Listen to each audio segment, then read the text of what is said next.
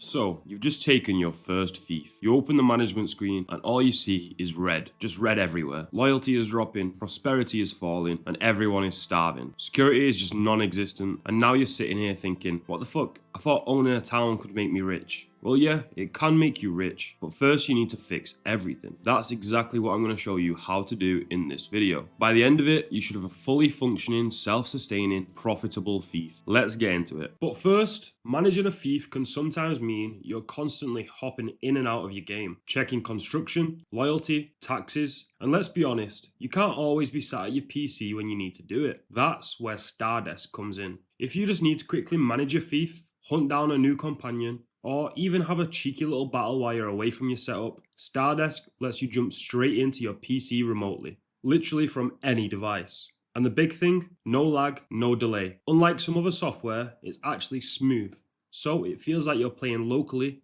and not fighting the connection. It's completely free in early access right now, and it's genuinely one click and you're straight into the game. If you want to try it for yourself, the link is in the description. Step 1. Loyalty. Loyalty is not only valuable in real life, but also in Bannerlord. The first thing to fix is always loyalty. If loyalty drops too low, construction becomes 0, security starts to drop, rebellions start, and the game basically says, you're an idiot, and takes the city off your hands. Keep in mind, castles can never rebel, so if your loyalty is low in a castle, it's only stopping your construction. Also, if you stay inside of your city whilst its loyalty is low, below 25, it will never rebel, but the moment you step outside, they will turn on you. So what do you do if your loyalty is low? Well, there's 3 ways to fix it. 1.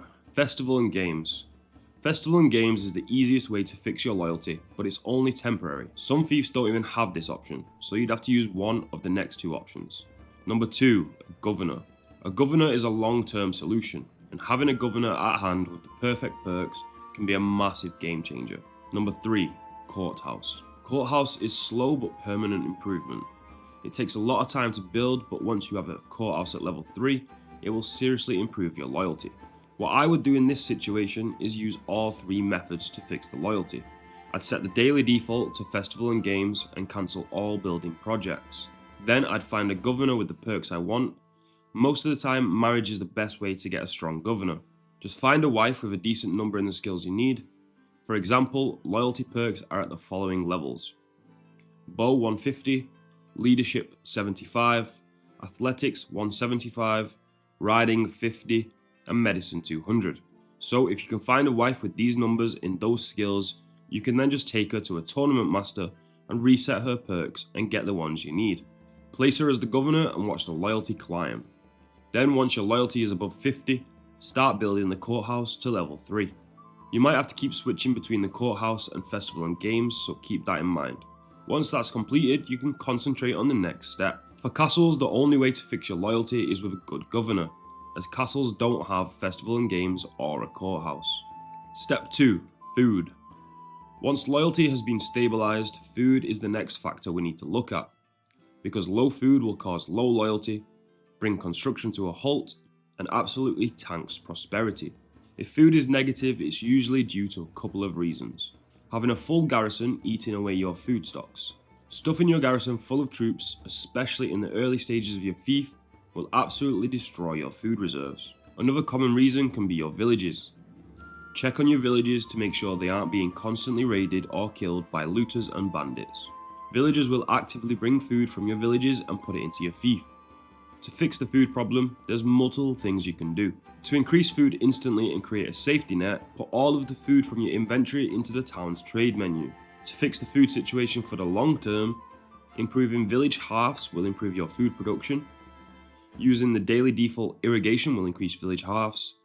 Upgrading roads and paths to level 3 will also increase village halves. Of course, a governor with perks for food production and village hearth increases will also help massively. So once your food situation is sorted, what's next?